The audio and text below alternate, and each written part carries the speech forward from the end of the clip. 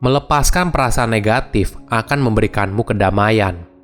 Halo semuanya, nama saya Michael. Selamat datang di channel saya, Sikutu Buku.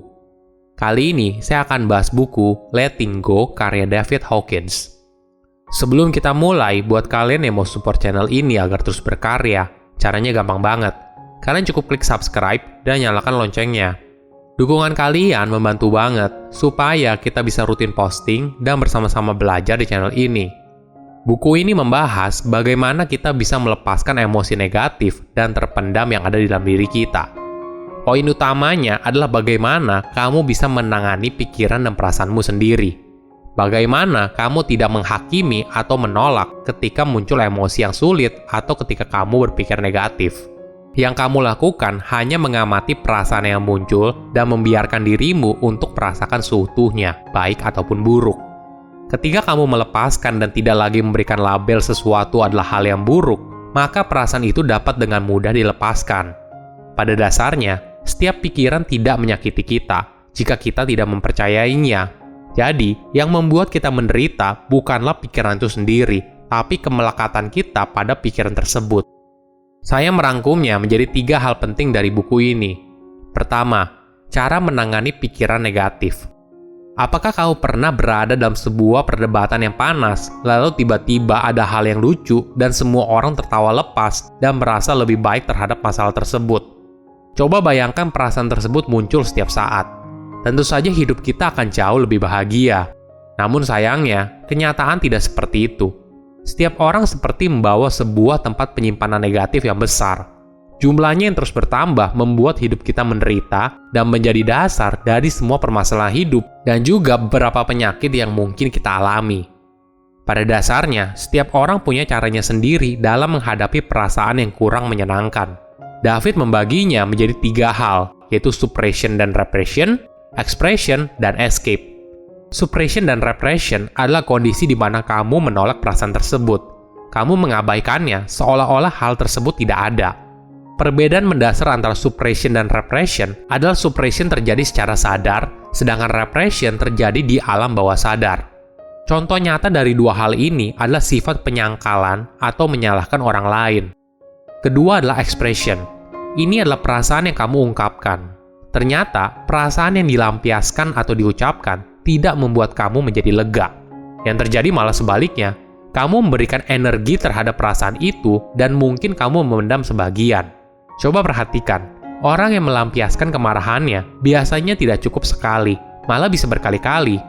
Selain itu, orang yang terkena pelampiasan dari perasaanmu, sekarang dia harus menekan, melampiaskan, atau melarikan diri dari perasaan tersebut. Siklus ini yang kemudian buat hubungan menjadi retak dan berantakan. Ketiga adalah escape. Ini adalah cara kamu menghadapi perasaan negatif dengan mengalihkan perhatian kamu. Bisa ke minuman beralkohol, bekerja gila-gilaan, ataupun pergi ke tempat hiburan. Kita berusaha menyibukkan diri kita sendiri supaya kita tidak perlu menghadapi perasaan tersebut. David juga memberikan fakta yang menarik. Banyak orang tidak menyukai kesendirian. Itulah yang menyebabkan kita selalu mencari aktivitas, entah itu bersosialisasi dengan teman, chatting, bekerja, shopping, pergi ke tempat hiburan, dan sebagainya. Padahal sebenarnya, kamu butuh waktu dalam kesendirian dan harus nyaman di waktu tersebut. Kedua, melepas pikiran negatif. Pikiran kita pada dasarnya digerakkan oleh perasaan. Pikiran tersebut akan menciptakan pikiran-pikiran kita lainnya. Jadi, ketika kamu mencoba untuk berpikir bagaimana caranya keluar dari perasaan cemas, marah, atau sedih, hal ini malah membuat kamu kesulitan. Karena masalah utama yaitu perasaan yang menyertainya belum selesai. Contohnya seperti ini. Apakah kamu pernah merasa kalau perasaan kamu sudah baik-baik saja, tapi tiba-tiba ada orang atau kejadian yang mengingatkanmu pada perasaan buruk yang lalu dan perasaan kamu jadi kacau lagi? Jika pernah, hal ini berarti kamu belum selesai. Perasaan itu masih tersimpan di dalam diri kamu. Oleh karena itu, salah satu cara yang bisa dilakukan adalah dengan melepasnya. Mungkin terdengar berlawanan dengan pandangan pada umumnya, kalau kita bisa sampai ke titik tertentu dalam hidup hanya dengan melepas. Kegiatan melepas emosi negatif yang terpendam malah mampu membuat kita jadi lebih baik. Cara yang bisa kamu lakukan yaitu dengan fokus pada perasaan yang muncul tanpa berusaha untuk memberikan makna. Jadi, kamu bisa meluangkan waktu untuk benar-benar merasakan perasaan yang muncul, apapun itu. Perasaan tersebut mungkin saja sangat tidak menyenangkan. Contohnya seperti ini. Pada suatu malam, kamu diputusin oleh pacar yang sangat kamu cintai. Di waktu itu, mungkin saja kamu merasa sedih, kesepian, ataupun takut. Kamu kehilangan salah satu orang yang sangat dekat dengan dirimu dan tidak bisa bersamanya lagi. Dalam kondisi itu, mungkin akan muncul banyak pikiran, seperti saya sekarang sudah tidak punya siapa-siapa lagi. Saya selalu gagal dalam hubungan percintaan, dan sebagainya. Di saat itu, kamu tidak perlu fokus pada pikiran tersebut, melainkan kamu fokus pada perasaan di baliknya. Mungkin kamu merasa ada kesedihan yang mendalam pada saat itu. Jika sudah, kamu bisa bilang, saya mengakui kalau saya sekarang sedang sedih. Mungkin kedengarannya aneh, tapi latihan ini akan membuat pikiran negatif itu menghilang dan sepertinya beban berat yang menghimpit di dada kamu perlahan-lahan juga terangkat. Latihan ini mungkin tidak sekali saja dilakukan langsung selesai. Kamu mungkin perlu mengulanginya beberapa kali dengan perasaan negatif yang sama atau berbeda, hingga akhirnya kamu benar-benar melepasnya. Ketiga, berserah dan melepaskan. Apakah kamu penasaran dari mana stres berasal? Ternyata, stres itu tidak berasal dari luar diri, tapi dari dalam diri. Kejadian yang ada di luar kita hanya memicu apa yang sudah ada di dalam diri kita, perasaan yang kita tekan selama ini.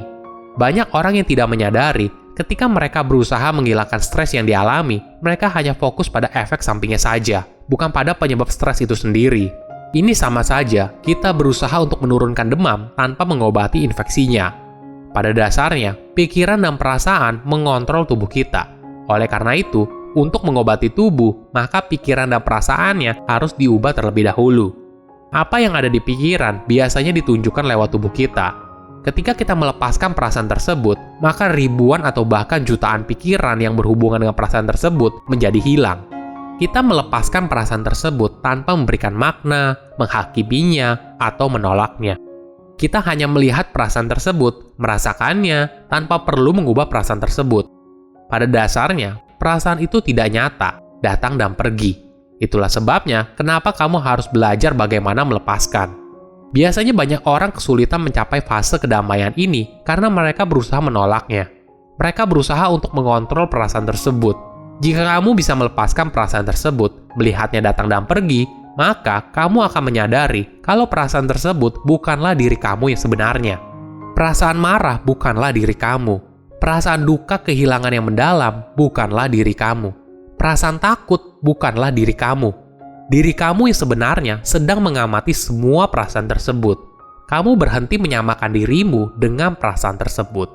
Ini adalah kesadaran yang harus kamu raih dan tentu saja untuk mencapai tahap ini, kamu pasti akan mengalami proses pembelajaran terus-menerus. Tubuh dan pikiran terhubung satu sama lain.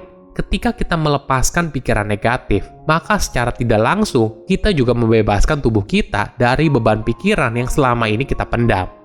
Silahkan komen di kolom komentar pelajaran apa yang kalian dapat ketika baca buku ini. Selain itu, komen juga mau buku apa lagi yang saya review di video berikutnya. Saya undur diri, jangan lupa subscribe channel YouTube Sikutu Buku. Bye-bye.